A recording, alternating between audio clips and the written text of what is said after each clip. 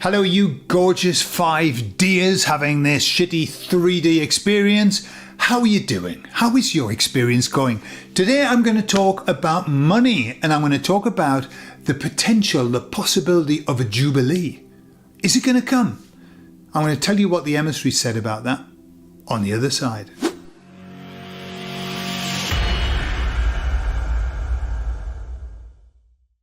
So a while ago, a lady called Laura, hello Laura, in the comments said, could you ask the emissaries about the Jubilee?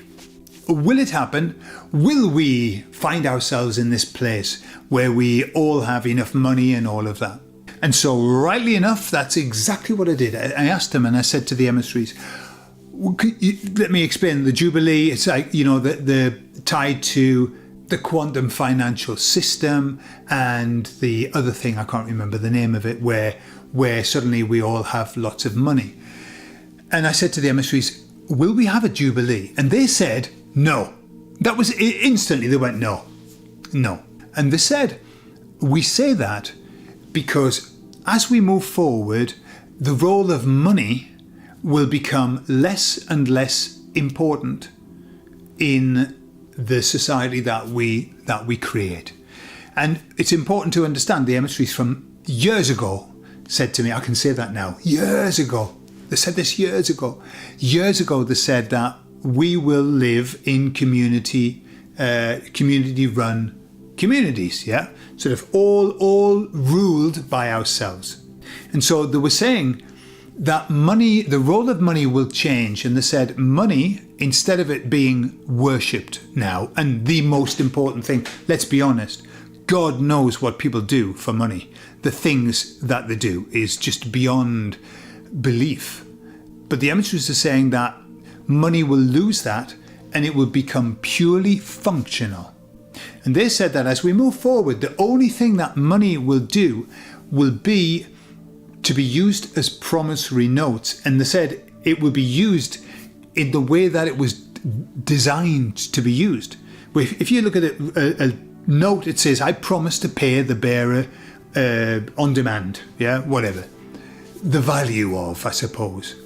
And what they're saying is that when we're in community rule, what will happen is that we will use promissory notes like money. And to give me an example, they said a practical example would be, let's say one community does a service for another community. So they do something, they give them something, whatever.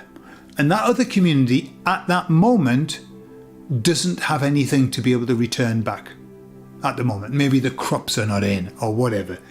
And so what they do is they give them a note saying, we promise to pay you or return to you goods in the value of, and that's what the money will be.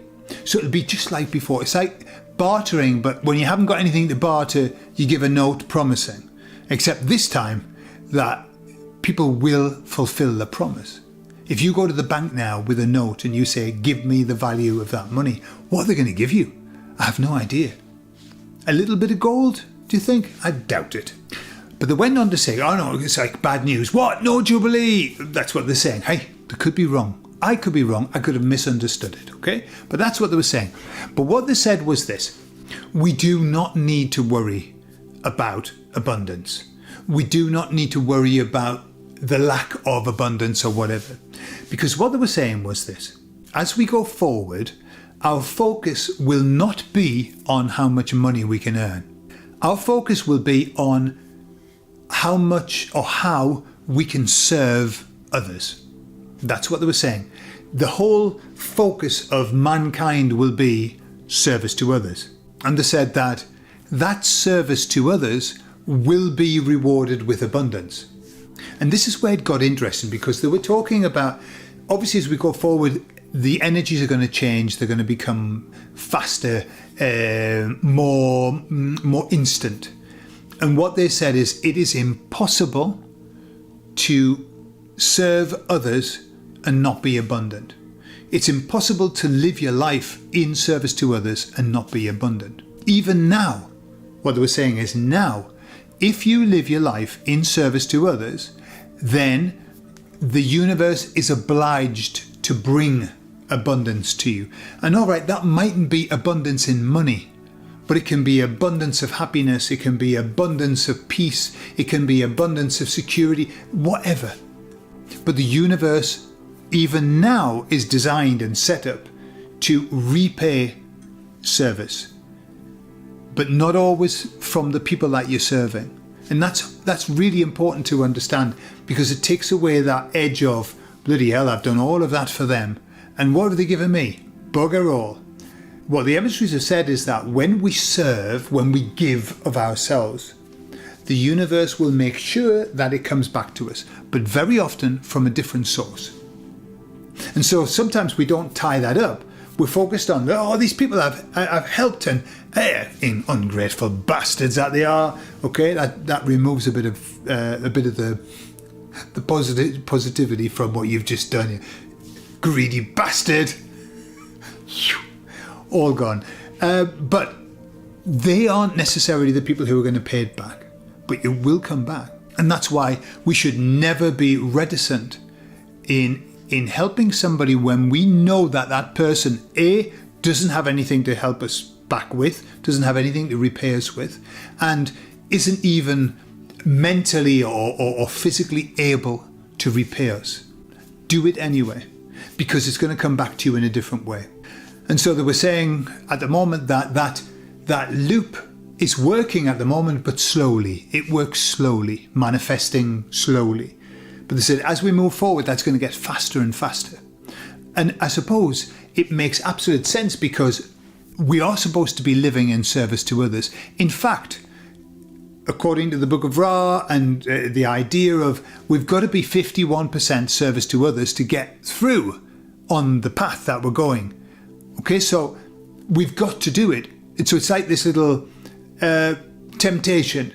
Like, you do it and we'll reward you for doing it. And not only that, but it'll get you on the right path. So that's what we're all about. My gut feel, I'm touching my chest, but it's down here. My gut feel is that everybody who's watching this video is already fully and completely immersed in service to others. Selfish people don't watch videos like this. They're not interested. People who are in service to others do, because they want to know, right, is there anything that I need to know? How can I improve? How can this make me better so I can serve people more? That's what we're like. We're beautiful. Mwah! We're gorgeous people. I love being with people who are focused on service to others. And I really don't like being with people who are focused on service to self. It bores the shit out of me.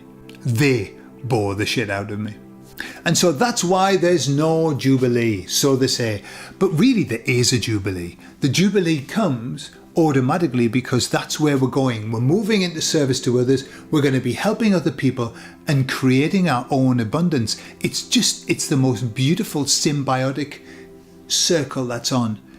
You do something that makes you happy, that makes another person happy, and makes the universe happy too.